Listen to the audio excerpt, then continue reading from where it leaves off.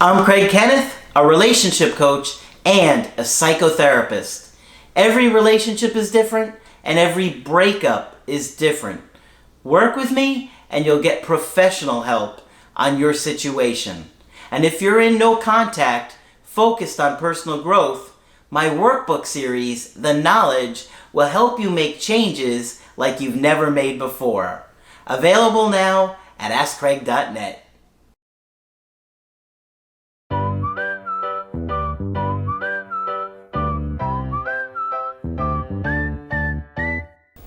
Hi there, I'm Coach Craig Kenneth. And I'm Coach Victoria. And in this video, we're going to be talking to you about they feel your absence deeply. It can be really hard to believe, but it does happen. Before we get into it, I did want to say that Craig and I are available for coaching sessions. So if you would like to talk about your situation one-on-one with one of us, you can book at the website. Absolutely. And we always appreciate you referring your friends and family to us and supporting the channel. So when you're going through a breakup, one of the scariest things is feeling like if you stop reaching out to your ex and go quote unquote no contact, as so many people call it, that you're never going to hear from them again, that they're going to forget about you, they're going to find somebody else, they're going to move on, and it is very painful. Because we are so scared and we get so overwhelmed with anxiety that we literally feel like we're going to die without this person. Yeah, it really hits us in our primal sense. You know, we as human beings are wired for connection. This is where we get our feelings of safety from. We feel safety in community, that others have our back, that others can protect us. So when that safety is threatened by something like a separation, a breakup, or a divorce, you know, it really hits us to our core as human beings. Yep. And I don't think there's anything more powerful than love and our bonds with other people and the way we attach to other people. And even though you may be in a place with somebody else where they're saying, this isn't working anymore, I can't take this anymore, they don't think it's fixable, or they're not willing to even entertain it, that bond is going to stay with them. You don't forget about the people that you love. You don't just move on, even if you have to act like it.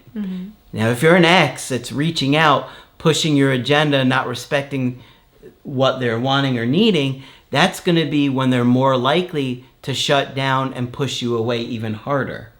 So how you handle it is going to make a big difference in how soon they are affected by separation anxiety, right? Oh yeah. Your behaviors after the breakup are still part of that relationship. You know, a lot of people think that just because you break up with a partner, that's it. There's no more connection. There's no more exchanges that are happening. Your behavior has a really big impact on your partner even after the breakup. And this is hard to understand because a lot of people think, well, the relationship is over, so it doesn't matter what I do now. A lot of people will beg and plead and think, well, this is my last Hail Mary. I might as well since I've already lost everything.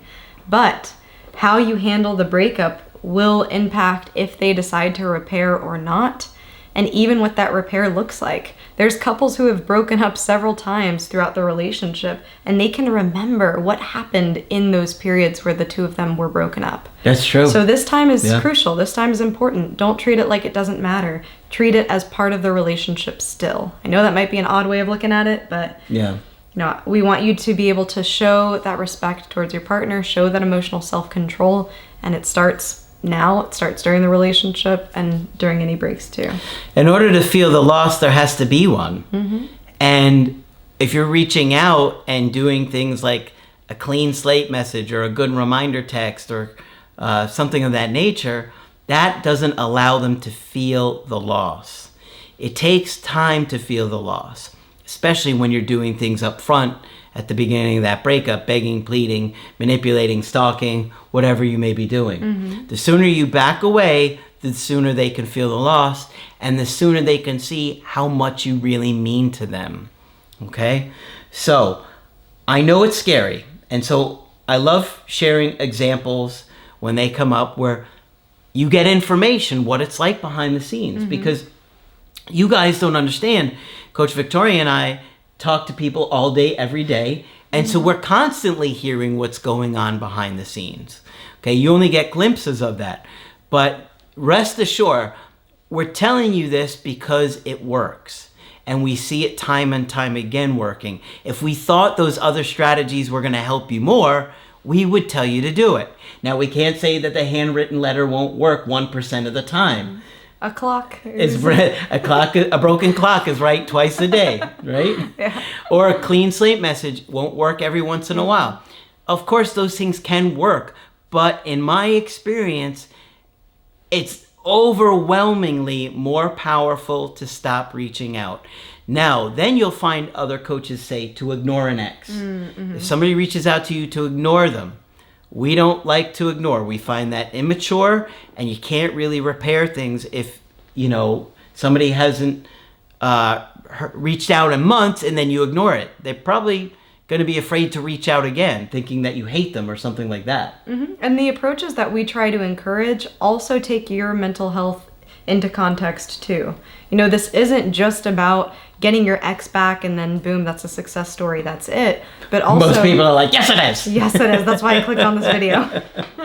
But we get it. We also do care about your mental health throughout this. We want to encourage healthy relationships even during a breakup. So all of these manipulative tactics that we do hear from other channels, other coaches, other philosophies, we are not huge proponents of those. Yeah. You can do what you want, but we really want to put you in a place to be the most successful. And what we see is that simply not reaching out to somebody is that strategy or a tactic or idea or however you want to look at it. Yeah. So many people say it's a tactic, it's a strategy, it's manipulation. The way I see it, if somebody ends the relationship, it's on them to repair it. And that's the mature thing to do, right? If you quit a job, your boss isn't going to be chasing you all day, every day to come back. Yeah. It might happen every once in a while. Yeah. And it's also about respecting your partner's wishes. If they wish for the relationship to be over, your responsibility now is to hear that, to truly hear it, and then, continue working on yourself, try to understand the relationship, self-reflect, see in what ways you can grow. So we got a good email coaching today. And I really wanted to share this because I just want you guys to understand that even though it doesn't look like, your ex cares, it looks like maybe they moved on, they're not watching your stories, or you haven't heard from them in a while, that there's a lot more going on with them internally than you'll know. And then they'll even tell you, okay? All right, so they said, "Hi, Coach Craig. I am coming to you with a semi-success story so far. You always say to send in success stories, and so I want to share mine with everyone." Yes, we do like to hear success stories, and we're happy to do coachings with you along the way to get you there. Yeah. Right? Because it's so difficult to stay centered in these times. Well, I'm not back with my ex yet. We're moving in the right direction. I am 35 years old, and my girlfriend is turning 29. Together for almost 3 years. I truly thought she was the one and had been planning on proposing. The first 2 years, things were very good. I had no idea of attachment styles back then, and didn't until I found your channel. Looking back and now doing the work, I realize I'm more anxious and she's fearful avoidant. So we don't talk about dismissive avoidant / fearful avoidant too often on the channel because it's so overwhelming. Right? Because you're going through a breakup and people get so overwhelmed just learning about attachment theory that we don't get into it too much, but we do talk about it somewhat in the creative healing course, right? I think we have some cartoons on it too, maybe. Yeah. And when you really get into it, it can be so mind-blowing and life-changing. Yeah. A lot of people will talk to me and say, wow, the information you shared has really changed my life. And it's also a lot of the researchers that we get this information from. It's not like we're just in a garage somewhere making up some crazy ideas for you guys. We try to base it off We leave that to the other channels. I'll list them out and I'll have the editor bleep them. Oh, no. You can read my lips.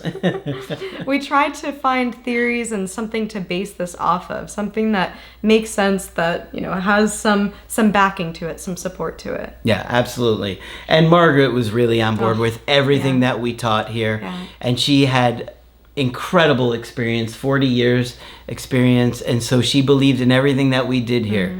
Okay, and that made me feel great about what we were doing, because Margaret was very vocal in what she believed Oh, or yeah. didn't believe. Oh, yeah. And even when research would come out and new books would come out, she would be the first one to read it backwards and forwards, marinate over it, and then break down how and why they were wrong.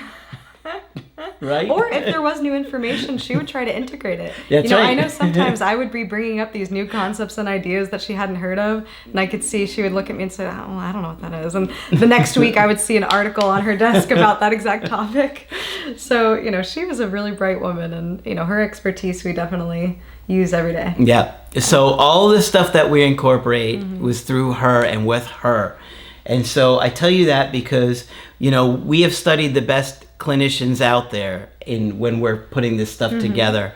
And this isn't just stuff that we make up. We really have put this together over the years, and we know what it's like. I know what it's like to be in a breakup. So that's why I always want to tell you what I would do in a situation, right? So they go on to say, a few years into the relationship, my mother passed away during the pandemic unexpectedly, and it hurt me deeply. And I understand that. I lost my dad during that time too. And it was really hard. It was really tough. I lost one of my best friends within like 2 weeks of that. And his dad the week before my dad. So I lost 3 people that I loved within the span of like 3 weeks. It was a lot. It was pretty bad. It really can overwhelm you in a lot of ways.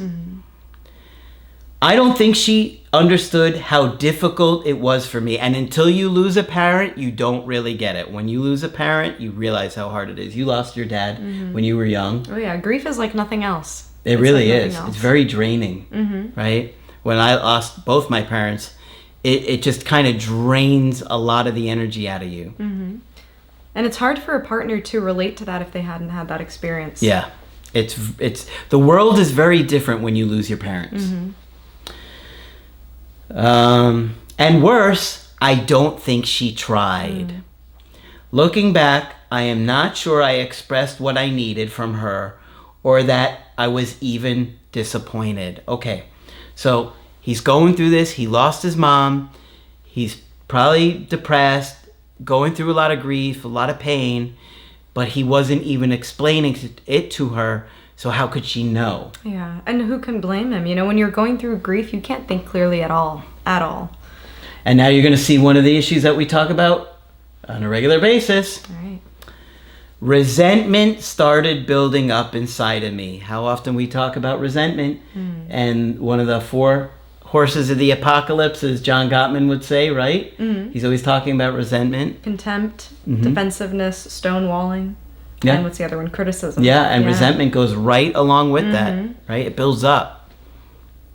I would say resentment and contempt. Yeah. They like go to, hand. yeah. It's like, You start to view your partner differently. Yeah. Little things would irritate me. Okay, that's a sign of a depression, right? Irritability is a major sign of depression. I no longer wanted to be close to her. We argued even more. I didn't show much interest in being around her. I think I was depressed, yeah, and I don't think I had the emotional intelligence to work through it. Look at that. There's some real insight right there. We grew more and more disconnected, and finally I snapped. I started yelling at her when she had really disappointed me again over plans for something I had really looked forward to. She said she was done, that it was a long time coming, and that she didn't know what my problem was. See, she kind of says it right there. I don't know what your problem is. She doesn't. She doesn't. And, this is hard because not a lot of people are educated on grief and how it impacts a person, much less how it impacts a relationship. So I wish there were a lot more resources for her to dive into on how to be there for a partner who's grieving. And I wish that they could have had different conversations about what their needs are and how to work through something like that, or at least some type of support, community support, therapy, something there. Yeah. So I can see her being frustrated too.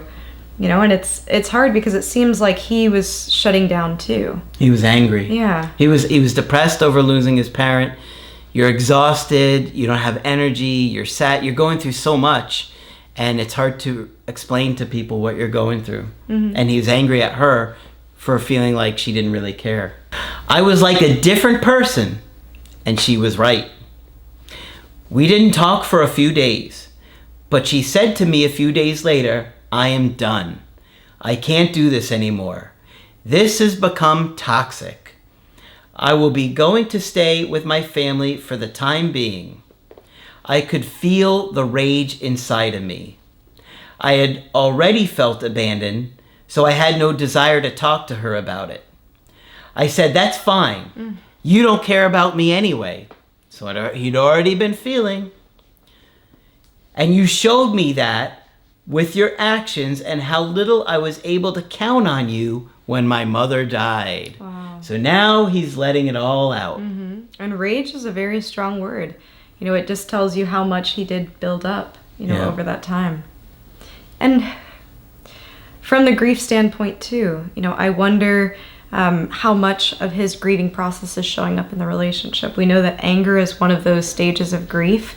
And sometimes when you're grieving, you don't even know what to be angry at. You're just angry at the world, angry at anything. Yeah, I was just going to say that. You feel so angry you're angry at life. Yeah. You're angry at God. You blame it on anything and everything because you're so upset. She looked stunned and hurt and said, "What did you want me to do?" It's a good point because he didn't even really tell her what was bothering him. "You never even told me that. I was so hurt, I just walked away and closed the door." There's that trauma for me. Like, where we say when there's drama, look for trauma. That there's probably something in his past that hurt him in a similar way. And that's why he shut down so quick. He's so angry. "I went no contact by accident because I was too hurt and angry about her not supporting me after my mother's death. I was torn between anger and hurt and wanting to move on." I saw this similarly with a guy who lost his dad a couple weeks ago. He was really angry. A similar situation. "I would see that she looked at my stories and I struggled with caring and not caring. It was confusing and overwhelming. One of her friends reached out to me about 3 months in, but I ignored her. I was still angry. I was in therapy, but it was slow to help. I searched all over online. First in Red Pill community. I was angry because I related to their anger towards women. But then it all felt so toxic. I felt worse and not better. I stumbled upon your channel and it started to make sense. I cannot thank Victoria and Miss Margaret. It has helped so much." She missed you. Yeah, he missed me. Me. He thanked me. I missed you me. Missed it. Yeah. So about a month ago, my ex reached out that she had found some photos of me and my mom. She texted me she wanted me to have them. I asked her if she wanted to meet up, and she said yes, she would like that. I want to say really quickly too, I give him props for being very open and honest about his but curiosity about the Red Pill community during that time, and him connecting his anger towards women with that. It is something that we see from time to time, and like we had said, anger can be one of those stages of grief. We don't know exactly how it's playing out or in what ways it could be connected, but he's self-reflecting here. He's thinking about his thinking, and he's thinking about his behaviors now. Yeah. So I give him huge props for being able to talk about it very openly. Yeah. It's interesting. There is a lot of information out there that is very angry towards women. Okay? And you need to take a look at what those people's relationship is like with their mother. Because I'm willing to bet there's a high probability they are really angry at their own mothers. And that's why they're so angry at all women. And what's even more bizarre is if they're so angry at all women and they think so poorly of women, why are they dating women? This is the real agenda. Maybe they should just date men. If they hate women so much, I don't understand. You bash women all the time, but you want to date them? I mean, certainly very confusing, isn't it? I'm with it. All right. They could date each other, and so that way the women Exactly. don't have to receive the They hate. can go on dates and talk about how much they hate women and make out and talk to each other about how they hate women, and it just doesn't make a lot of sense, right? Yeah, and I could also see how a lot of hurt people can gravitate toward that type of information because it's loaded. It's super emotionally loaded. Yeah. You know, and a lot of times people will say things very confidently, and it will sound directive when you're in a place where you need more structure in your life. Yeah. Well, I think it's that people are hurting so bad, and so they don't want to feel vulnerable anymore. They want to feel powerful. And so if they are putting women down or insulting them or whatever, then they don't feel vulnerable to getting hurt anymore. Right. And I'm sure this probably goes on with women bashing men too. So we can't just pick on that. Right, but right. in general, if you see people that are that hurt and angry, it's probably more about what happened in their childhood than what's happened in their romantic relationships. Right? Yeah. Okay. Let's go on here. She came over the following week. I watched your videos day and night to prepare. I worked on the workbooks every day and carefully reviewed my answers. That is the right way to do it, right? You put yourself in the better chance to succeed and not make those mistakes it's so easy to make in front of your ex because you care so much, right? She came over in the evening, as you suggest. She gave me a big hug and was teared up. It had been 6 months since we had seen each other. She had made me a gift box with some picture frames of my mom. I guess pictures with mom. That was nice. She told me she was so sorry she hadn't been there for me the way I needed. That's pretty powerful. She said she had no idea how hurt and depressed I was, and she felt terrible for not being supportive. Wow, that must have felt very wild to hear. Yeah. You know, I can't imagine this is something that he's probably wanted to hear for a very long time, more than 6 months for sure. Yeah, and this is what we're talking about, where we say the attachment is so deep. Your absence is so deep. You think they've moved on, they're forgetting about you, and here she is putting together like some kind of little gift box with mom and pictures, and how thoughtful is that? Right, and also emotionally putting together her experience, you know, she was confused, and it sounds like she was fed up herself towards the end there. So for her to get to an emotional place where she can say, you know what, I can see your point of view here. After all this time has passed, I can see the ways that my behavior has been damaging, or I didn't reach towards you as much as I could have. So I'm also really happy that they had the chance to have this conversation, because there are many people who don't have this conversation or are afraid to. So, you know, it sounds like they were both able to keep it together enough to get together and talk about these really important things. Yep. Let's see what happened. She was validating how angry I must be at her and showed compassion for me. She said she thought about me every day. How often do we hear that? You don't think they care about you anymore, and there they are thinking about you every day.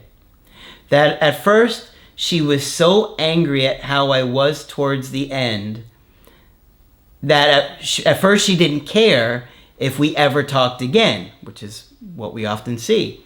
But as her anger went away, she started to see things more clearly. She said she realized that our relationship was strong until my mother had passed away, and that is when it really hit her. Oh, that makes a lot of sense. That I was telling the truth about why I had changed. And that it hit her hard. She was crushed by that. That made losing me so much harder. Of course, she feels guilty now. That she didn't know if I would even want to talk with her, but she wanted to at least try to make things right. She told me she had tried talking to different guys, but it only reminded her of me and all we had together. I asked her if she wants to try and fix things, and she said she wants to go slow. We are both in therapy, and I am still hard at work on your workbooks. I do feel very differently about the situation now that I've learned so much. I'm going to book a Skype with you soon, as I want to make sure I do this the correct way. I feel good about my chances, but I'm wondering what a professional thinks about this. Well, I think it was really powerful that she was brave enough to reach out with this gesture. Yeah. Especially about Mom, with these pictures and whatever it was in this gift box, and own up to how she had hurt you. And she knew it had been a while since they talked, so it was a big risk for her to reach out, but she did it anyway, because she felt like at the very least she wanted to try and make things right. And I thought, I think that's great. I mean, I think it shows how much she really cares about this guy. Oh, yeah. Oh, yeah. And, from my own personal experience with grief, you really go back and think about the people who were there for you. Yep. I think the moment that really did wound him was when he felt like she didn't care or didn't try to understand. That's such a great point. Yeah. It's one thing to not know what to do, but the fact that he felt she didn't put in the effort, I think, is what hurt more. And so now she does have a chance for repair. She does have a chance to say, whoa, I realize a lot now that I didn't back then. And it almost seems like it's a bit up to him, too, to accept and receive that apology. I think now moving forward, they're both warm towards each other. They both have this communication going. It seems like they're a lot more vulnerable than they have been in a long time because their anger has been blocking them from being this transparent. Yep, I agree. So I think they're in a much better place than they have been. And one would even argue maybe even a lot closer than they have been in their relationship in some ways. Because her being willing to say, I'm going to dive into the depths of your grief for you even now, that is meaningful. It took her a while, but it's meaningful now. I think, when she took a look at, wow, it really was my behavior that changed this situation. Him losing Mom and me not being there for him, I didn't realize it. And that's great. That's really acting like an adult. Because how many people are really going to act like an adult and do that? And I'm also glad that he got himself into a place where he could receive that more. Because it does sound like he did have anger towards women at some point. Yeah. And sometimes you hear these stereotypes about men and women. All men are trash. Women don't apologize. I can see him going into that interaction with that mentality and it going completely differently. So the fact that he was open, I think, is telling. You made a good point that I really think may be correlated too. He could have been angry at Mom for abandoning him when she died. It doesn't sound rational, but many people don't think rationally when it comes to abandonment. And so Mom abandoning him in a way, because you kind of in some weird way feel like they're abandoning you. And then him feeling like she's abandoned him by not being there for him. I think that's why it was so painful for him. That would make a lot of sense. Yeah. A lot of times, Margaret would say it all the time, loss brings up every other loss. Yeah, that's a good point. Yeah. And in this case, it seemed like there were some factors that were outside of his control too. Yep. He can't control everything his partner chooses to do. Yeah. So. But here we have another example of how much somebody does feel the loss of you in their life, even though it doesn't feel like it, and you don't a lot of times have signs for months. But this is why you want to stay motivated on the personal growth, because let's say he didn't work on himself in all this time. When she came back, he likely would have still been just as emotionally charged as he was before. He wouldn't have had the skills or the emotional intelligence, like you talked about, to process this like a healthy adult does. But now he is. She's in therapy. He's in therapy. And it seems like I think they have a good chance of repairing it as long as they can be vulnerable, but take it slow. Yeah. And I will also say this example right here, loss is a really big thing in life. It's a major life event. So them being able to move past this is huge. But also the skills that they're learning are going to be useful for later on down the line. We assume that, he has another parent. She probably has major attachment figures in her life that will one day pass. And so using these skills now. And it doesn't even have to be as big as a loss. It could be, you know, some other minor conflict. It could be illness. It could be any other unexpected life event. The skills that they're using here of I'm going to listen to you, I'm going to be receptive, I'm going to take accountability for the ways that I was wrong, you know, I'm going to repair it and show you how I can be there for you now. All of those skills are so useful. So this might have been the best thing that they've done for their entire relationship. Yep, let's see how it goes. But it's clear that they both really care about each other. And it's clear to me that even though they didn't talk for a long time, she had done a lot of thinking about him every day. And it was not as easy as he probably thought it was. That he thought she didn't care. And here she was every day struggling with that too. Right. All right. So hopefully this one's been helpful to you. Of course, if you want to get our help personally, you can do that on my website, askcraig.net. I do email coaching and I do Skype. Coach Victoria is also available for Skype coaching. I'm here whenever you'd like to chat. Just click on her name on the top of the website to schedule with her. But that's it for this video. I'm Coach Craig Kenneth. And I'm Coach Victoria. And we will talk with you soon.